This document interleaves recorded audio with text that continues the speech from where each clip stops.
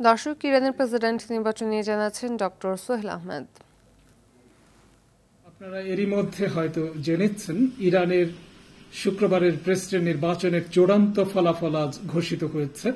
সেই ফলাফল অনুযায়ী সবচেয়ে বেশি ভোট পেয়েছেন ইরানের রিফর্মিস্ট বা সংস্কারবাদী প্রার্থী মাসুদ পেজেশকিয়ান।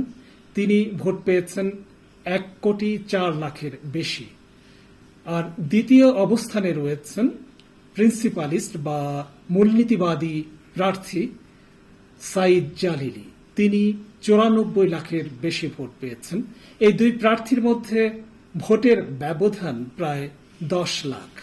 যেহেতু প্রথম বিজয়ী অর্থাৎ সবচেয়ে বেশি ভোট যিনি পেয়েছেন জনাব পেজেশকিয়ান, তিনি মাত্র 43% মতো ভোট পেয়েছেন।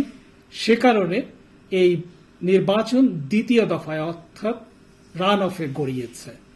সেই নির্বাচন হবে আগামী 5ই জুলাই শুক্রবার। সেখানে এই দুই প্রার্থীর মধ্যে প্রতিদ্বন্দ্বিতা হবে।